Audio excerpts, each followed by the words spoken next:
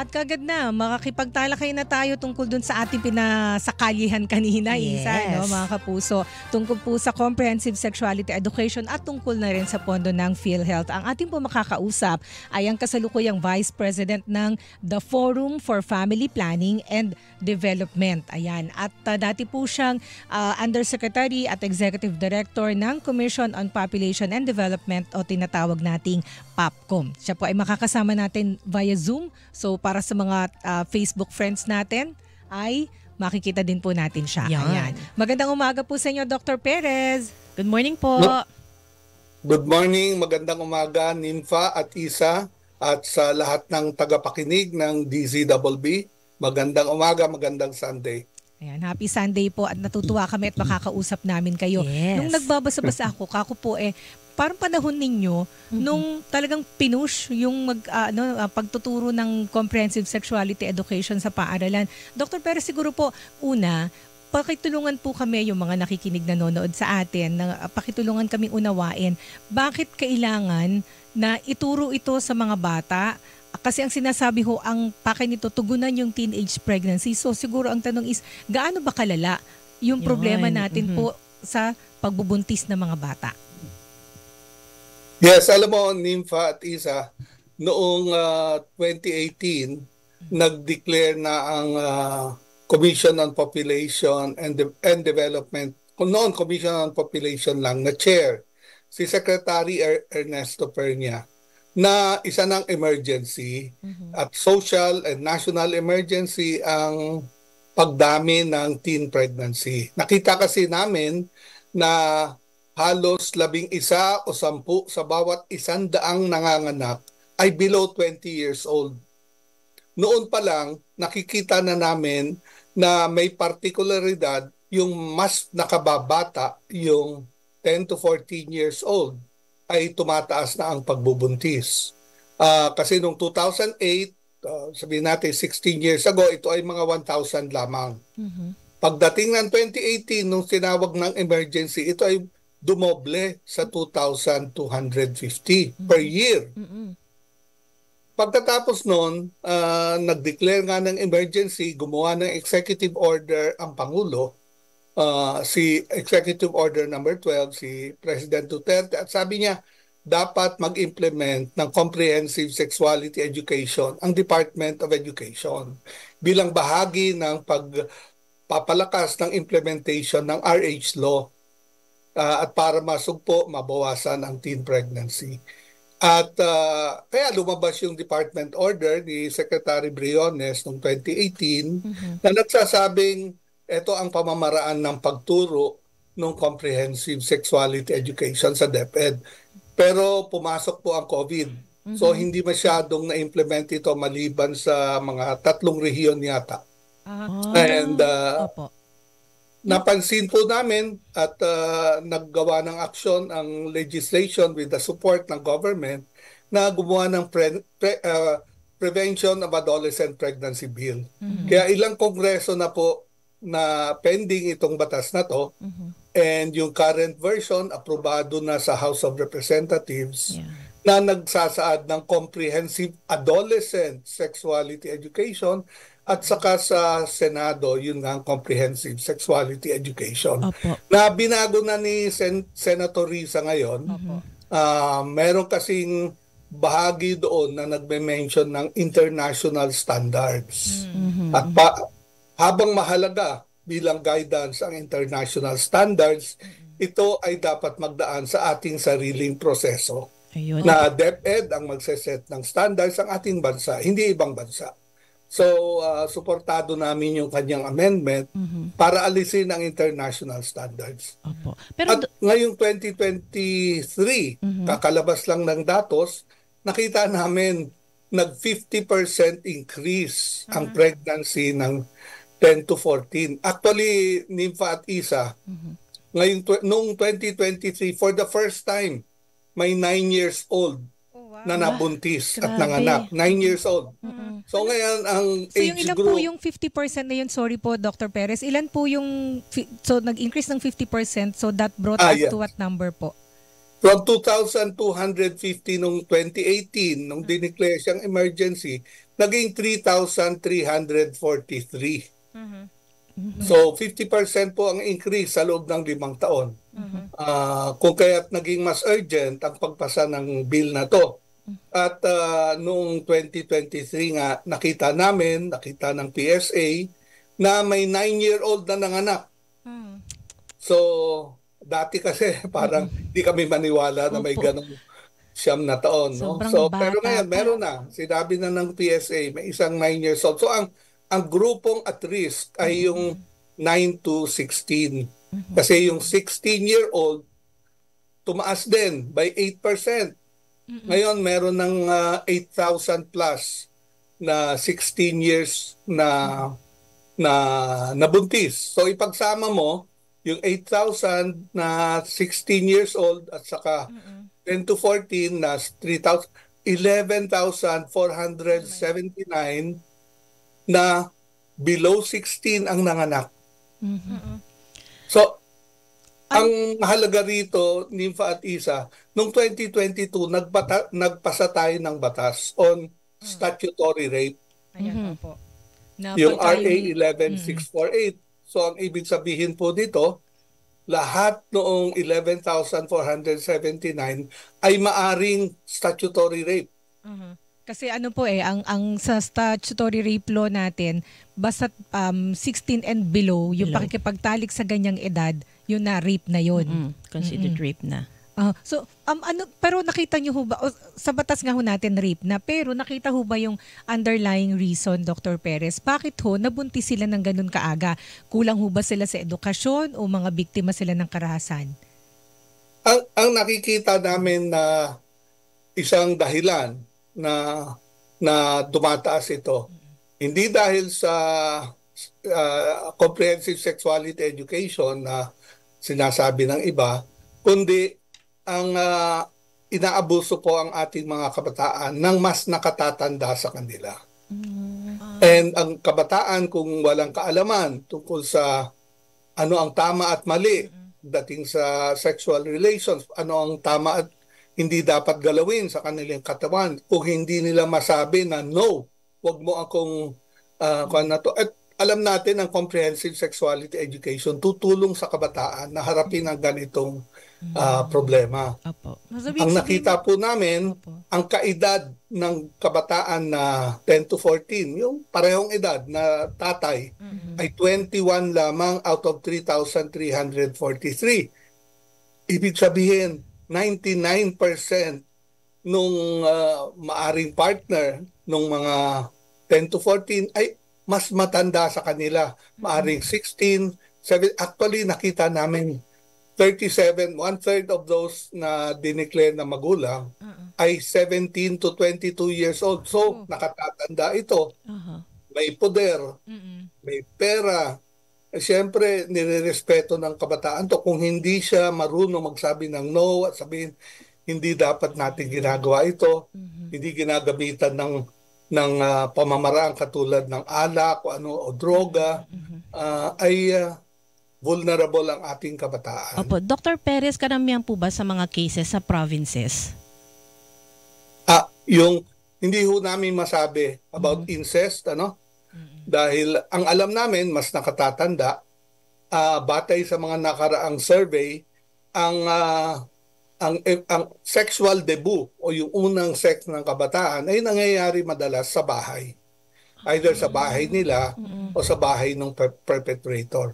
So sa palagay namin, nakatatanda ang kalalakihan, maaring kasama nila sa bahay, maaring kapitbahay, maaring pinapapasok nila sa bahay, kaibigan o anuman. Ito po yung mga perpetrators. Hindi po ang kapwa kabataan. So kami po ang posisyon namin, ang magnanakaw ay nasa loob na ng bahay. Hindi po CSE na pumapasok sa loob. Nandun po sa loob, maaring pinapasok, maaring kapitbahay, nakikita niya nangyayari. Nagte-take advantage. At ang kabataan natin ay vulnerable dito. So mahalaga yung protection nila na pwede mabigay ng comprehensive sexuality education.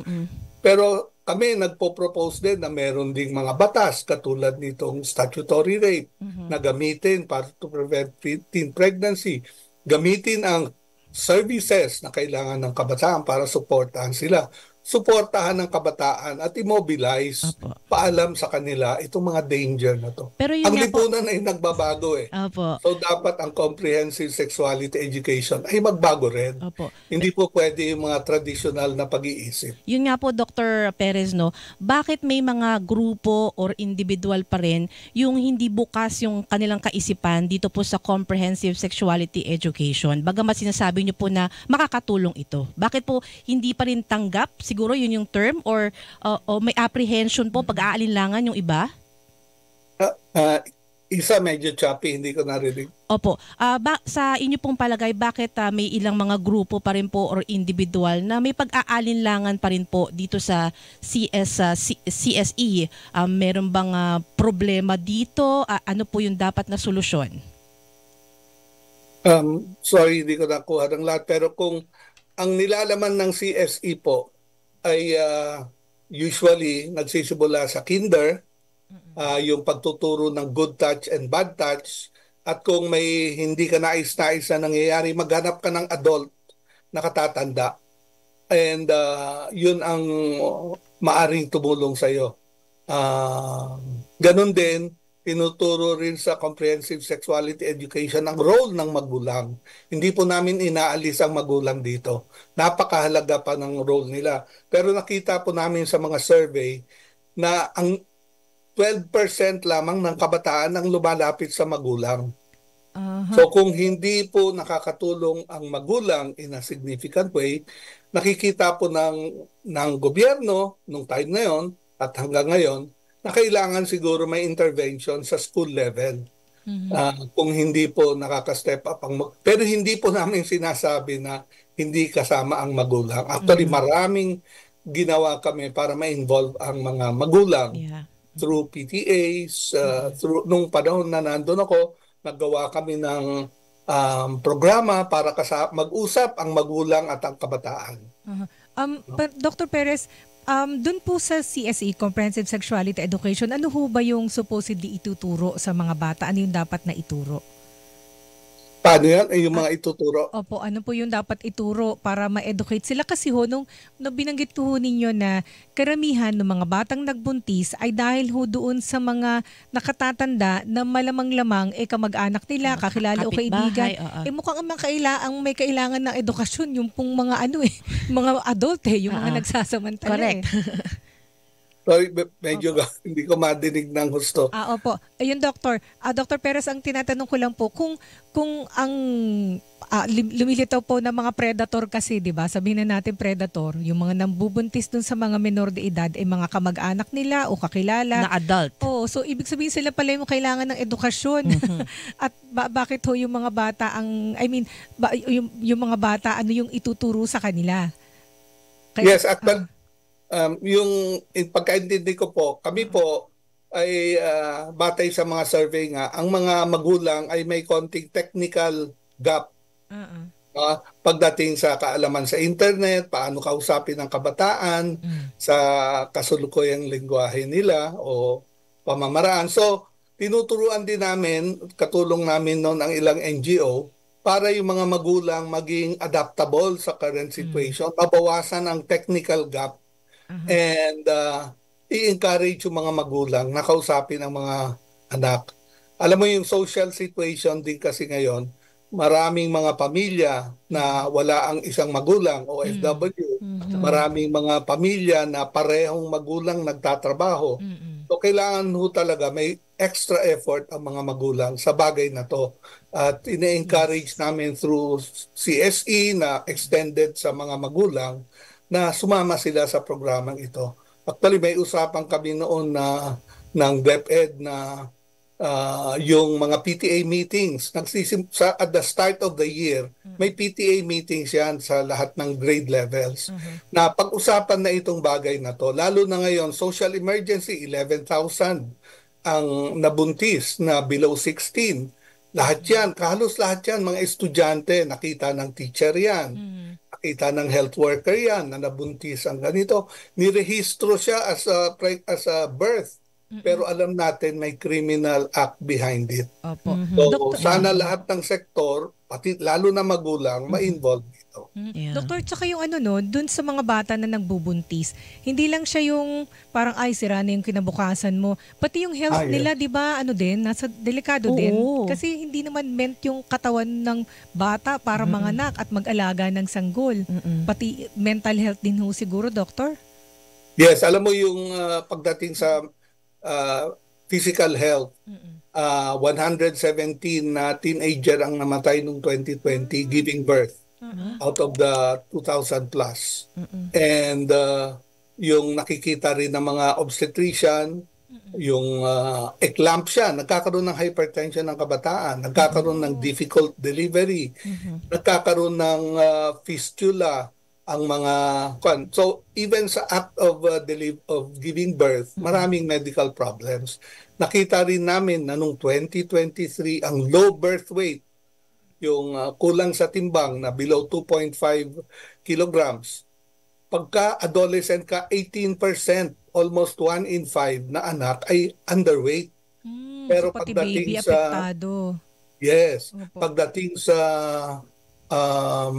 sa normal population, 14% lang ito, napakababa.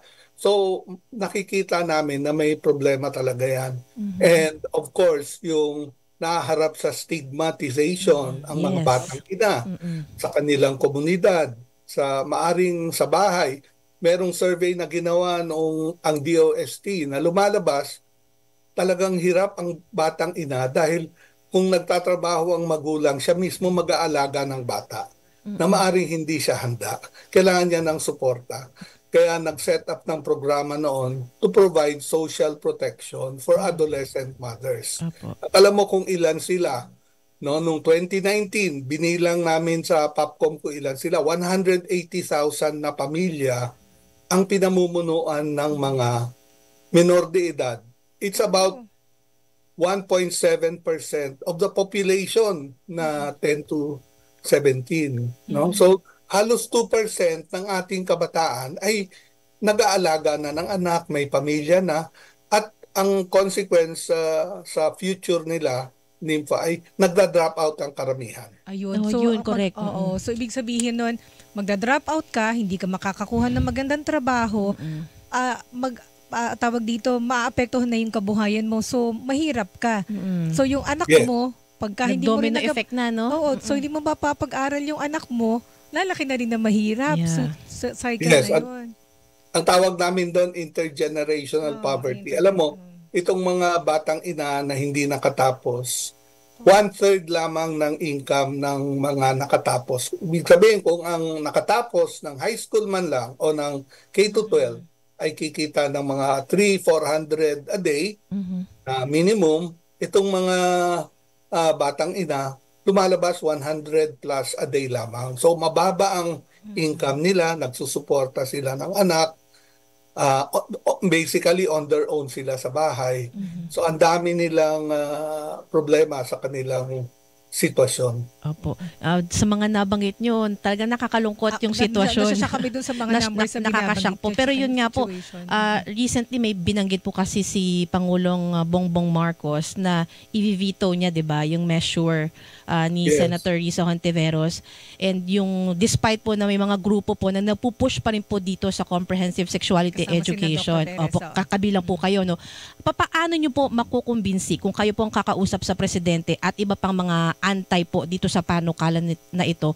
Paano niyo po sila kukumbinsihin na napaka-importante po nitong comprehensive sexuality education? Ang unang sasabihin namin ay ang krisis ay lumalala pagdating sa teen pregnancy. And ang mga pamamaraan para masugpo, mabawasan ang teen pregnancy will take years to take effect. So napakahalaga na simulan natin ngayon. And isa lamang sa pamamaraan ang comprehensive sexuality education.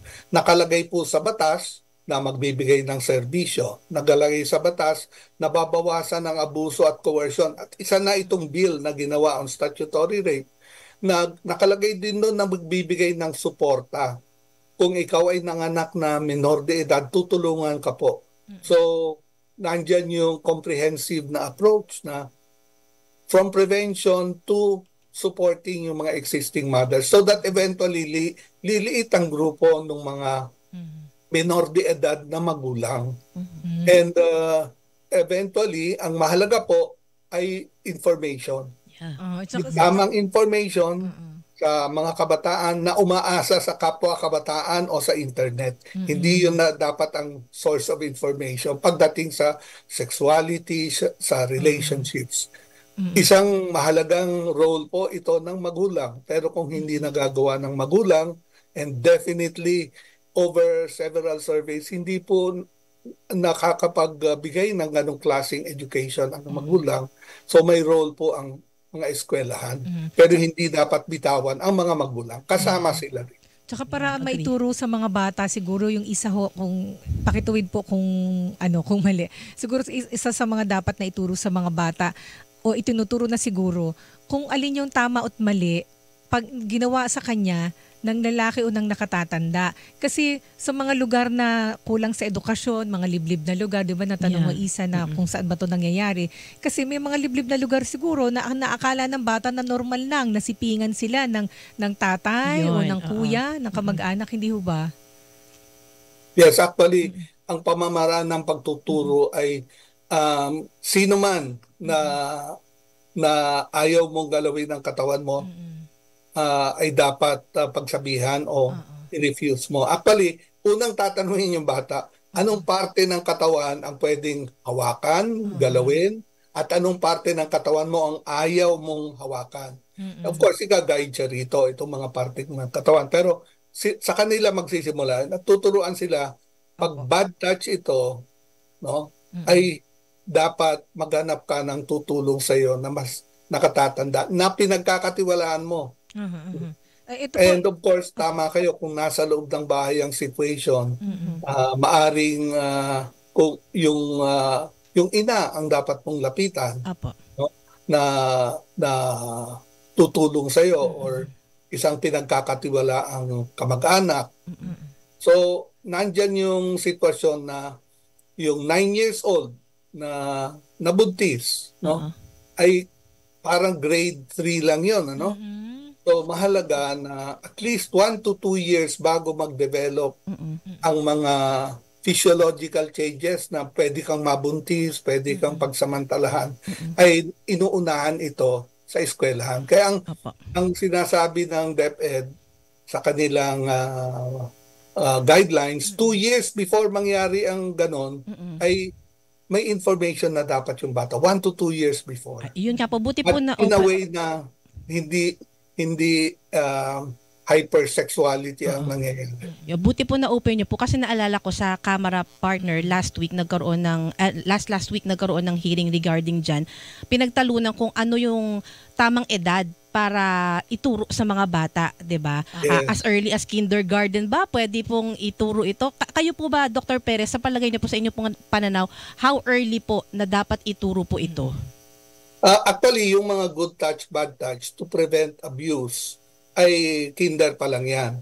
Pero nag-i-evolve ang katawan ng bata so that bago magkaroon ng physical changes caused by puberty, for example, no, yung pagbabago sa hubog ng katawan, pagkakaroon ng buhok sa iba-ibang lugar, lahat ito dapat tinuturo before it happens. Kasama rin po yung pagtuturo ng pagsisimula ng menstruation. Dapat alam ng kabataang babae na maaring mangyari ito before mangyari yung menstruation. Sa ngayon po, ang menstruation ay pababa ang edad, yung menarche o simula ng menstruation. It's now occurring 10 to 11 years old. So, kung 1 or 2 years before, dapat, let's say, 8 years old, dapat tinuturo na to. Nakita natin may 9-year-old na nabuntis. Ibig sabihin, may menstruation na siya noon. So, dapat before that happens, alam ito ng kabataan. So, I would say 1 or 2 years bago magkaroon ng changes. Dr. Perez, ito po, ngayon, nabanggit na ninyo kanina na meron ng department order, hindi ho ba? Department Yes. Order number 31, apparently 2018 pa ito, pinirmahan ni dating Education Secretary Leonor Briones, at ito pa rin po, tama ho ba, ito pa rin yung sinusundan ng DepEd ngayon. Itinuturo na yung Yes. age and developmentally appropriate po, culturally and gender responsive na comprehensive sexuality education. So, meron na pala. So, bakit pa Yes. kailangan itong Senate bill ni Senator Risa Ontiveros? Ang pag-push kasi nito ay batay sa, well, para sa akin, hindi ko pagunahan si Senator Risa, pero alam ko ang Kongreso na yung mga active dito sa Kongreso about RH, nakikita na medyo mabagal ang implementation. Nakikita na kailangan ng tulong ng DepEd pa. Kahit na may memo na ang mahalaga kasi sa CSE yung funding. For example, ang kaya lang ng DepEd nitong nakaraang administration ay 3 region lamang nila niro-roll out ito. Sa Region 1, Region 7 at Davao Region, Region 11. So, hindi pa nga ito nagagawa sa lahat ng lugar. Yung mga ibang region gumagawa ng sariling effort nila on their own. Pero pagdating sa funding to train teachers, funding to provide materials, medyo mabagal pa yan. So ibig sabihin po, kailangan natin ng batas para maging mandatory na sa lahat, and then ponduhan ito. Institutionalize, yeah. Ponduhan na. Ponduhan Yes, yung actually, training I ng teachers, materials, opo. Yes, I think sa bill ni Sen Risa, kasama yung Finance Committee na tumingin dito, kaya nakasisiguro tayo na kung tuloy ang suporta nila, magkakaroon ng funding. Pero as we said, magkakaroon din, batay sa batas, ng isang advisory council, no, na magre-review nito mga bagay na to. So, hindi dapat mabahala na ang comprehensive sexuality education ay yung akala nilang mangyayari. Hindi po ito kinontemplate kailanman itong mga bagay na sinasabi nila. Hindi po ito kasama sa comprehensive sexuality education. At kung kilala po nyo si Secretary Briones, hindi siya papayag na karoon ng ganon sa kanyang department. Ang tinutukoy ni Dr. Perez, ito kasi mga naging apprehension, hindi ba? Kasi nandun sa bill, original bill ni Senator Ontiveros, bago niya ito palitan ng kanyang substitute bill, nandun nasusundan yung international standard sa pagtuturo. Pagka sinabing international standards, yun daw po yung, tama ba, World Health Organization, UNESCO, na nakapattern sa Europe, sa US, kung saan itinuturo daw sa mga bata sa 0 to 4 years old yung masturbation, tapos parang 4 to 9 years old yung sexual pleasure, kung paano i-pleasure yung sarili nila by touching their own body. So yun, so tinanggal na yung phrase na yun na international standard. So ang mangyayari po nun, dapat nakatugon sa ating kultura at sa ating kung ano bang pattern dapat na pang Pilipino, Pinoy setting. Tama ho ba, Yes. At Dr. Tagle? Dr. Perez? Yes, tama po yan. And actually, ang mangyayari riyan ay we should never, no country should ever adopt in toto itong mga guidelines nito because they are applicable to so many countries. So, dapat ang bansa ay dapat piliin, wag kunin lahat. No? At I'm sure definitely ang DepEd never chose to adopt the entire guidelines. So, opo. Doktor, ako isang tanong na lang tungkol dito sa usapin na ito. Ano po yung danger? Pagka hindi ho ito naging batas, hindi na institutionalize yung comprehensive sexuality education, though meron naman ng Department Order number 31, ano yung danger pagka po wala ng ganitong batas? Well, ganito ang nakikita namin. Habang ang teen pregnancy ay bumababa, pagdating sa 18 and 19 years old. Kaya overall, bumababa ang teen pregnancy. Pero pag suriin mo ang mga datos, ang pagbaba ay doon lamang sa mas nakatatanda. Yung 18, 19, no? Even 17. Pero yung 16 and below, patuloy na tumataas. Taon-taon tumataas. So ang ibig sabihin nito, ang focus dapat ng ating programa to prevent teen pregnancy is focus on the 9 to 16 years old dahil dito po nangyayari ang pregnancy. That means na kung hindi natin gawan ng action ito, patuloy na tataas yan. kung 1.7% ngayon ang solo mother, maaring magdoble yan in 5 years. Kung we have 11,000 cases of possible rape, it will continue to increase. And ang hindi po maganda, alam na ng mga government agencies na ito ay statutory rape, but they are not doing anything about it. No? So sana aksyonan na itong itong issue ng statutory rape para mabawasan ang teen pregnancy. Sila Senator Risa at Senator Zubiri ang nag-push nitong bill na to. And ang pag-asa nila ay mapipigilan, matatakot ang mga lalaki, ang mga mas nakatatanda kasi sila ang mas nakatatandang kalalakihan ang dahilan ng pagtaas ng teen pregnancy. Hindi po yung kabataan, yung mas nakatatanda ang dahilan. Yung mga ganung nagsasamantala sa mga bata, yung sarap tadtarin ng pinong-pino. Sa totoo lang. Ay, nako. Ay, Dr. Perez, magtatanong din po sana kami tungkol po dun sa issue sa PhilHealth. Magko-commercial lang ho, magbibigay lang po tayo ng daan sa mga tagapagtaguyod. Ay, salamat po, Dr. Perez. Thank you. Makakausap si Dr. Juan Antonio Perez III. Siya po ang kasalukuyang Vice President ng the Forum for Family Planning and Development. Dr. Perez, puntahan lang po natin yung issue sa PhilHealth. Kayo po ay isa sa mga tumutol, yung inyong po ding grupo, tumutol doon po sa pag zero subsidy sa PhilHealth. Ngayon po, may proposal sa House. Ikaw na nga partner mo kwento. Opo, may proposal po sa House of Representatives na 1 year na moratorium po sa pagkolekta ng mga premium contributions po ng mga members. Your thoughts about it po, Dr. Perez? Ang palagay ko riyan ay parang gusto nilang ubusin ang pera ng PhilHealth bago nila tulungan ito. And para sa kalusugan, para sa mga insurance program, ito po ay parang death threat, kumbaga, no? Papatayin ka muna bago kayo tulungan.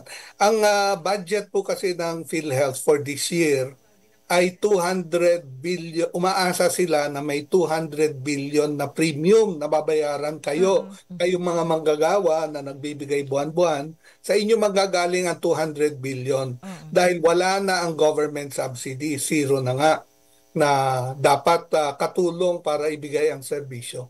Ngayon kung mawala yung 200 billion na yon, ay magsisimula ng gamitin ang anumang ibang pondo ng PhilHealth, no?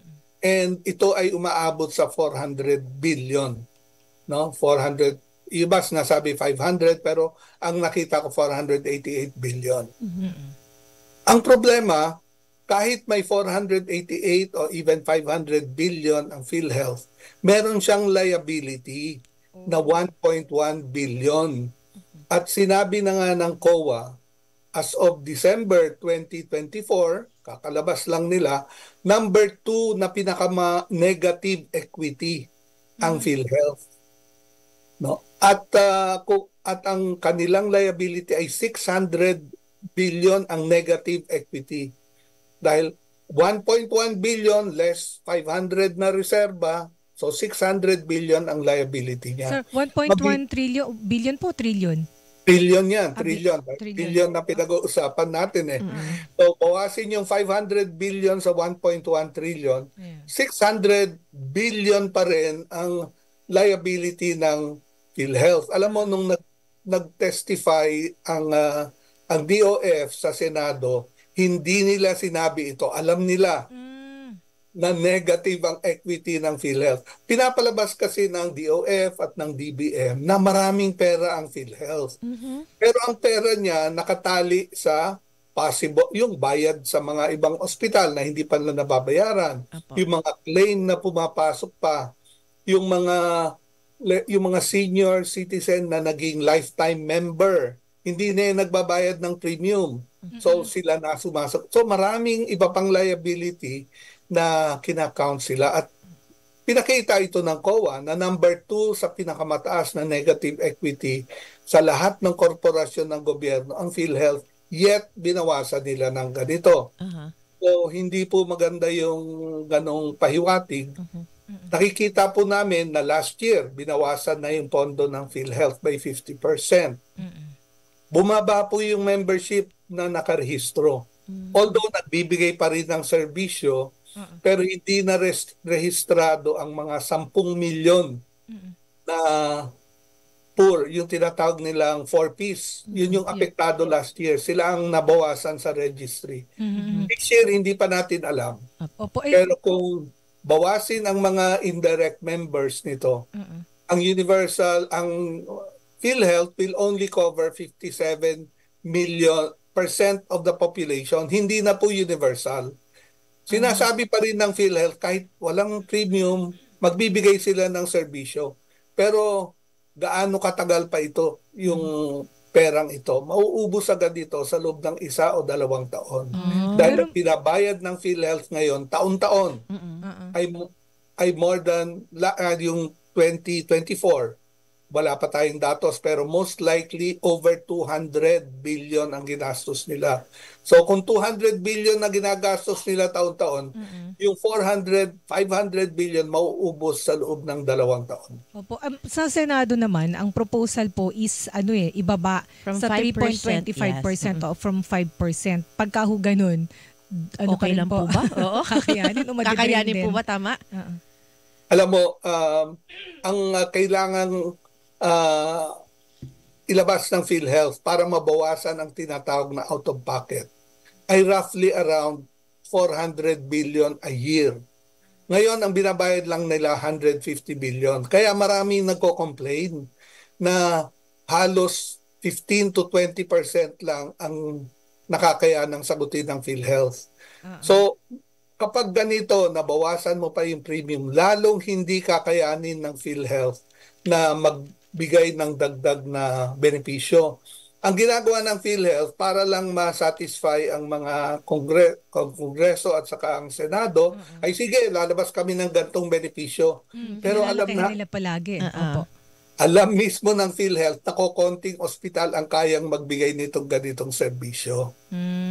So, alam nila na hindi magagamit, hindi fully magagamit ito, kailangan pa So dahil po zinero handa ang mga ospital para i-deliver ito. Pero ang nakikita namin, isang requirement ng Universal Healthcare Law, magkaroon ng outpatient package. Yung e-consulta. In-approve na ito noong 2022 pa. Pero ilan lang nakaka-avail? 1 million out of 114 million. Bakit ang bagal ng rollout? Dahil pag i-roll out ito ng PhilHealth, ang kailangan nilang pera ay 190 billion a year. So kung kakaltasan mo ang PhilHealth, babawasan mo ang premium, hindi maro-roll out ang outpatient package. Ang outpatient package, nandyan ang mga diagnostic exam, nandyan ang mga gamot na essential, at hindi na kailangan magpuntang ospital agad. So nakakapanghinayang na binabawasan sila, nagiging imposible tuloy na ma-implement ang outpatient package. Kung babawasan po yung contribution, pabor ho sa aming mga manggagawa yun. Kasi, kasi kami ho nagbabayad, pati sa mga employer, kung ibababa sa 3.25%. Ngayon, yung pong subsidy naman, ibig sabihin, kung halimbawa po, ibababa yung contribution ng mga members, o kung aalisin, pabor ho sa mga manggagawa. So, kung mangyayari yan, dapat pala, mas malaki ang subsidy ng gobyerno. Kaya lang, operating on utang-utang na ang gobyerno, lagi sinasabi drain. So, saan kukuha ng pampuno? Di ba? Ay yes, alam mo, may sin tax po tayo. Hindi po nanggagaling sa ating taxes, general taxes, ang pera para sa PhilHealth. Ang sin tax law, sinasabi na 40% ng sin taxes pupunta sa PhilHealth. Noong 2023, that was 83 billion. Pero ang binigay lang nila, 79 billion. Meron silang tinatago na hindi binibigay. Noong 24, ang kinita nila, mga 79 billion. Ilan lang binigay nila? 10 billion so far. So may 60 billion na nakatago. Hindi namin alam kung bakit hindi nila binibigay. Ngayong 2025, ang expected na income sa sin tax ay around 70 billion. So, wala ngayon yon. So, nasaan ngayon yung mga sin tax sa panagot sa PhilHealth? Kaya paghahabulin sa Supreme Court ang DOF, isang tanong na dapat sagutin nila, bakit hindi nila binibigay yung nararapat na ibigay sa PhilHealth na sin taxes sa loob ng 3 taon? 23 kulang, 24 kulang, 25 wala. So parang sinasadya na pahinain or gawing defunct or hindi na nakakatulong ang PhilHealth. Pero hindi dahil sa kanila, may mismanagement din sila, kulang din.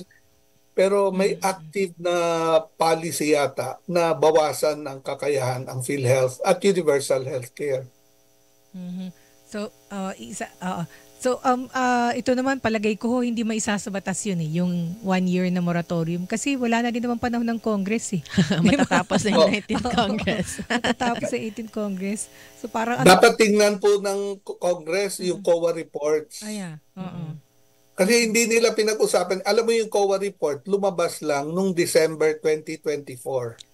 At saka po interesado ako dito, Dr. Perez, dito sa binanggit ninyo na hindi nare-remit, hindi nabibigay lahat para sa PhilHealth. Yung pong kabuuan doon sa syntax. Oo, ng syntax sa collection na dapat mapunta dito. So dapat pala yan. Yun ang dapat silipin din, ano?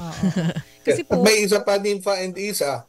Ngayon pinag-uusapan nila na wag nang ituloy ang syntax na sa tobacco po. May ganong yung sa tobacco. And that means na i-freeze nila, so parang lalong bababa ang value ng syntax collection. And may proposal pa sila na wag ituloy yung increase. So ang mangyayari niyan, unti-unting ma-defund talaga ang ating PhilHealth at social health insurance. May hirapan tayo mag-implement ng universal healthcare. Ang dami, mga komplikadong issue.